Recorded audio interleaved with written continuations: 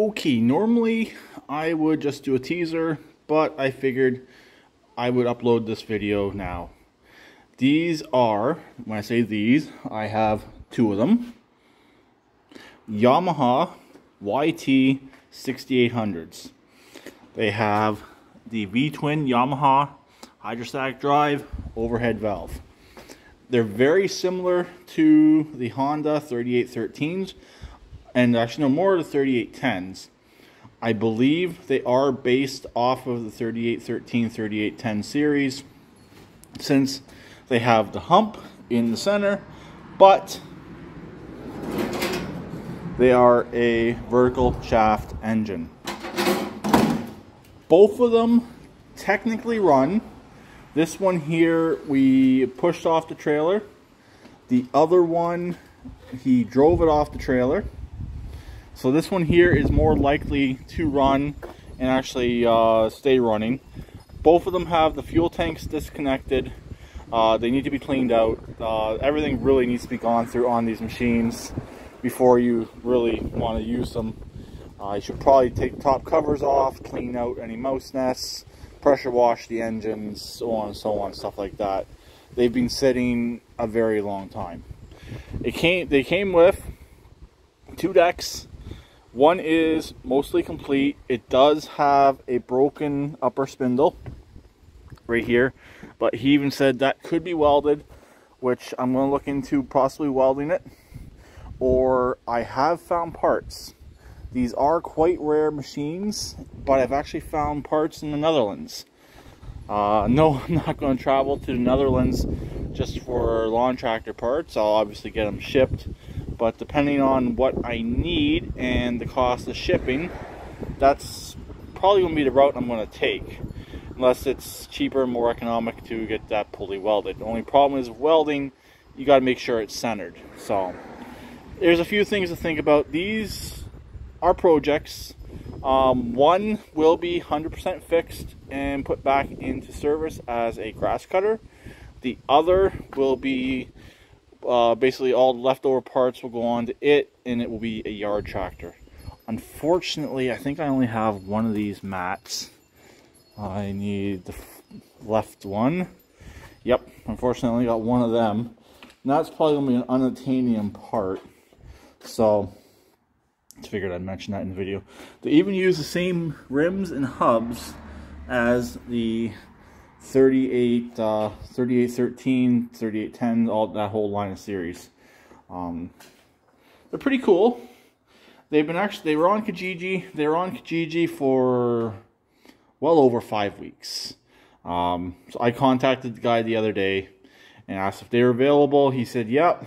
So I went and looked at them this morning, and we struck a deal, and I was able to get him to deliver them.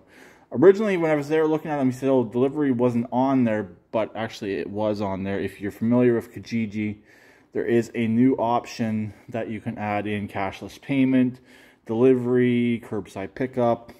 It's all the COVID stuff they put in there to help protect people, but that's besides the point. But so my plan as of right now, I'm a little bit of sneak peek in there working on the racing lawnmower. I want to get them moved. I don't really want to push them, being hydrostatics. They're not light. So I'm going to get them running. Like I said, they both do run. I just need to put a fuel source to them, and hopefully, like this one here, right here mainly, will run enough to get into the backyard. The other one, I don't see why it won't. I won't be able to put a battery in, being a rear tank machine. I gotta put my battery right there. So, also, they did come with some spare parts, which I'll show you in a second. But overall, it's a fiberglass hood. It's in good shape on both of them. I do believe the other one is a little bit better. So this one right here will most likely be the parts machine. I will be taking the toolbox out and putting it in the other one. This machine here, like I said, for whatever it has on it that I need for the other one, it will donate the parts. I was even considering pulling the Yamaha and putting that in my racing mower. It'd be kind of a cool engine, kind of a rare engine to have in the racing mower, Probably wouldn't be the best decision in the world since it is a quite rare engine. But yeah, it's just an idea. But there we go. That's the machines I picked up. If anyone has any information on these, please leave it in the comment section below. Any information is good information. From what I was told, they were a 2-year only machine. They are very rare. Parts, like I said, I found a source, but parts can be iffy, but for the most part, all the one machine needs is the one spindle fixed, so that's not too big of a deal. As long as I can fix that spindle or replace that spindle, I should be good. It might be able to just replace the pulley as well. I don't know yet. I'm gonna have to look into that and figure out a few things here as well. And here's the spare parts. Oh, sneak peek again. Here's the spare parts. Air filter right there, and 2 buckets of miscellaneous. I believe they're all deck parts. I believe they came off the parts deck. So if there's anything extra here that I need to use, I'll be using it. But everything is here to hang the deck and to get one machine up and running completely. My opinion is it's probably not worthwhile to get both machines up and running as cutters, since that one does need so much for the deck. But both decks are solid, so it's definitely a good core deck that I could sell and recoup my money on these machines.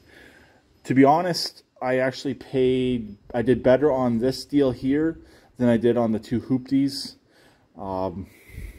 Really, I'm still regretting buying those Hoopties, Hooptie 2 and 3. These ones would have been a far better deal, even though they're in, yeah, about the same condition, if not better. Tires are all good on these. The Hooptie mowers, the tires are garbage on them. So yeah, I definitely wish I would have bought these instead. I'm kind of pissed off for buying the Hoopties. But I guess these will be 2 new Hoopties, I guess. I don't know if I'll call them the Hooptie mowers or not.